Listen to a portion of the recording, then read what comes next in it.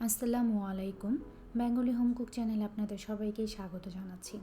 আজকে আমি আপনাদের সাথে মাছ রান্নার একটি রেসিপি শেয়ার করব। সেটা হচ্ছে মাছের কালিয়া রান্না। এই রান্নাটা আমি করেছি কাতল মাছ দিয়ে। আপনারা চাইলে রুই মাছ বা অন্য যে কোনো বড় মাছ দিয়ে করতে পারেন, তবে অবশ্যই এই রান্নাটা বড় মাছ দিয়ে করতে হবে। যেমন 2 থেকে 3 কেজি ওজনের মাছ হলে স্বাদটা ভালো পাওয়া যায়। আমি কাতল মাছের কয়েক পিস নিয়ে নিয়েছি এবং ভালো করে ধুয়ে পানি ঝরিয়ে নিয়েছি। এখন আমি মাছগুলো স্বাদ মতো লবণ এবং হলুদ দিয়ে মেখে নেব। মাছ ভাজার জন্য যতটুকু লবণ লাগবে ঠিক সেই পরিমাণে লবণ নিয়ে এবং কিছুটা হলুদ দিয়ে মাছটা মেখে নেব ভালো করে, এবং মাখার পর 10 থেকে 15 মিনিটের মতো ম্যারিনেট করে রাখবো। এই ম্যারিনেট করে রাখার ফলে মাছের ভিতরে লবণটা ভালো করে ঢুকবে এবং স্বাদটা ভালো আসবে। অবশ্যই মাছ ভাজার ক্ষেত্রে কিছুটা সময় মেখে রাখার চেষ্টা করবেন, এতে করে মাছের ভিতরে লবণটা ভালো করে ঢোকে। 10 থেকে 15 মিনিট পর চুলায় প্যান বসিয়ে তেল দিয়ে দিচ্ছি। 3 টেবিল চামচ সয়াবিন তেল এবং 2 টেবিল চামচ সরিষার তেল। আমি দুইটা একসাথে মিক্সড করে রান্না করছি, আপনারা যে কোনো একটা দিয়েও করতে পারেন।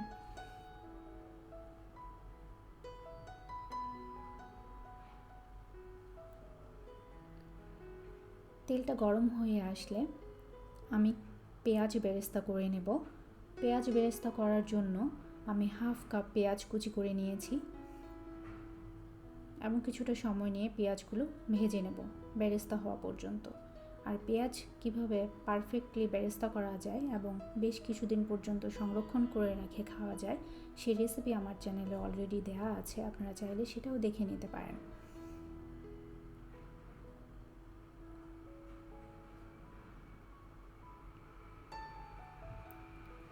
নেড়ে চেড়ে ভালো করে পেঁয়াজ বেরেস্তাটা করে নেব। হালকা কালার চলে এসেছে, এই পর্যায়ে আমি কিন্তু তুলে নেব।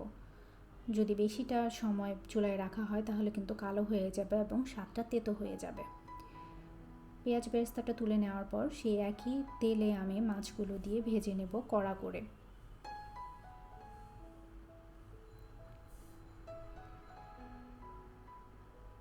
উল্টে পাল্টে মাছগুলো একটু বেশ কড়া করে ভেজে নিচ্ছি।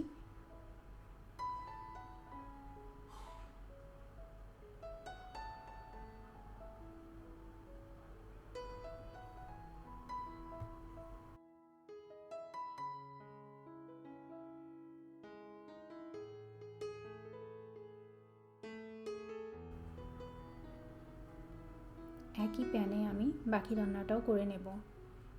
তেলটাতে আমি কিছুটা ঘি অ্যাড করছি। ঘি দিচ্ছি আমি 1 টেবিল চামচ। এই কালিয়া রান্নাটাতে আপনারা অবশ্যই ঘি দেওয়ার চেষ্টা করবেন, এতে স্বাদটা ভালো আসে এবং অন্যরকম একটা ফ্লেভার আসে। দিয়ে দিচ্ছি শুকনো মরিচ 3টি, দারুচিনি 1 টুকরো, 4 টুকরো এলাচ এবং লবঙ্গ 3টি দিয়ে একটু ফোড়ন টেনে নেব। যখন গরম মশলার একটা সুন্দর ঘ্রাণ আসবে এই পর্যায়ে হাফ টিস্পুনের মতো কাঁচা জিরা দিয়ে দিচ্ছি। জিরাগুলো যখন একটু ফুটতে শুরু করবে এই পর্যায়ে পেঁয়াজ বাটা দিয়ে দিচ্ছি আমি হাফ কাপ, এবং পেঁয়াজটা বেশ কিছুটা সময় নিয়ে ভেজে নেব যাতে করে পেঁয়াজের যে কাঁচা গন্ধটা সেটা চলে যায়।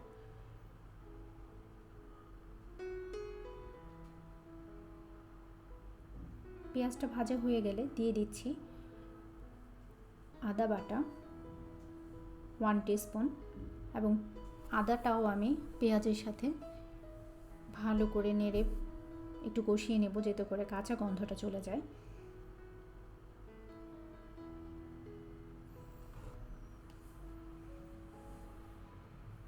দেখতে পাচ্ছেন তেল উপরে উঠে উঠে এসেছে। এই পর্যায়ে আমি গুঁড়ো মশলাগুলো অ্যাড করব। আমি হলুদের গুঁড়ো দেব হাফ টিস্পুন, মরিচের গুঁড়ো 1.5 টিস্পুন, ঝালটা আপনাদের স্বাদ অনুযায়ী, এবং জিরা গুঁড়ো দেব হাফ টিস্পুন।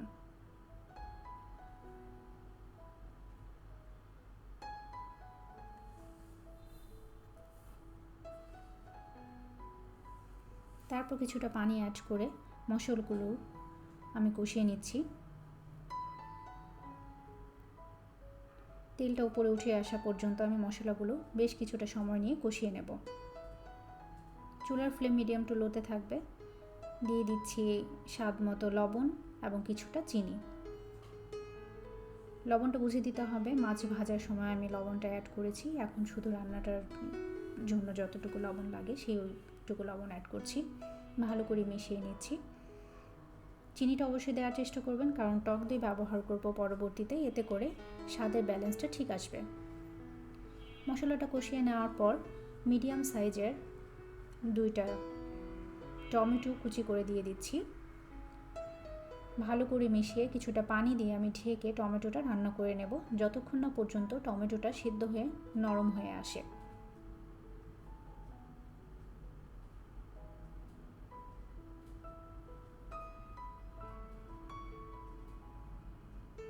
তিন থেকে 4 মিনিট পর তুলে নিচ্ছি। পানিটা অনেকটা টেনে এসেছে এবং টমেটোটাও দেখতে পাচ্ছেন খুব সুন্দর সিদ্ধ হয়ে গেছে। দিয়ে দিচ্ছি টক দই। টক দই ব্যবহার করছি আমি 1/3 কাপ, এবং টক দইটা একটু ফেটিয়ে নিতে হবে। ভালো করে মশলাটার সাথে মিশিয়ে আমি কষিয়ে নেব, যতক্ষণ না পর্যন্ত তেলটা উপরে উঠে আসে। তেলটা উপরে উঠে আসার পর আগে থেকে ভেজে রাখা মাছগুলো দিয়ে দিচ্ছি এবং মাছগুলোর সাথে মশলাটা উল্টে পাল্টে 2 থেকে 3 মিনিটের মতো ভেজে নেব।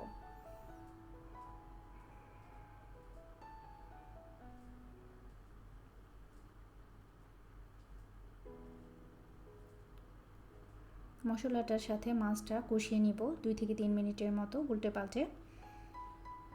আমি কিন্তু কোনো পানি অ্যাড করছি না এখন, কিংবা ঢেকেও দিচ্ছি না, যেমনটা দেখতে পাচ্ছেন। এই রান্নাটা যত কষানো হবে তত ভালো লাগবে খেতে। এই পর্যায়ে আমি 1/2 কাপের মতো পানি অ্যাড করব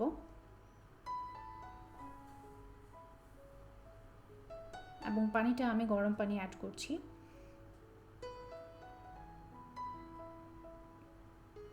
তারপর দিয়ে দিচ্ছি কাঁচা মরিচ 3-4টি। আমি একটু ফাটিয়ে দিচ্ছি, এতে করে ফ্লেভারটা ভালো আসবে। আর আপনারা যদি একটু ঝাল পছন্দ করেন তাহলে টুকরো করেও দিতে পারেন, এতে করে ঘ্রাণটাও আসবে, ঝালও আসবে। আগে থেকে ভেজে রাখা পেঁয়াজ বেরেস্তা দিয়ে দিচ্ছি এবং গরম মশলা গুঁড়ো দিচ্ছি 1/2 টিস্পুন।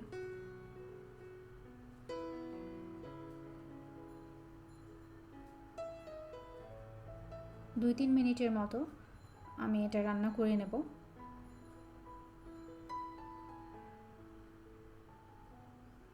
যখন মশলাটা ভালো করে মিশে যাবে, লবণটা চেক করে দেখতে হবে লবণ এবং চিনির পরিমাণটা ঠিক আছে কিনা, সেটা চেক করে আমি ঢেকে 10 মিনিটের মতো দমে রেখে দেব। ঝোলটা পারফেক্ট আছে, 10 মিনিটের মতো দমে রেখে দিচ্ছি।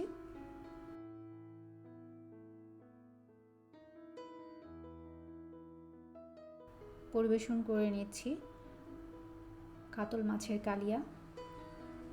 আপনারা একবার হলেও বাসায় ট্রাই করে দেখবেন এভাবে, আশা করি ভালো লাগবে। যদি ভালো লাগে আমার চ্যানেলটি সাবস্ক্রাইব করে পাশে থাকবেন। আবার দেখা হবে নতুন কোনো রেসিপি নিয়ে। সুস্থ থাকবেন, ভালো থাকবেন। আল্লাহ হাফেজ।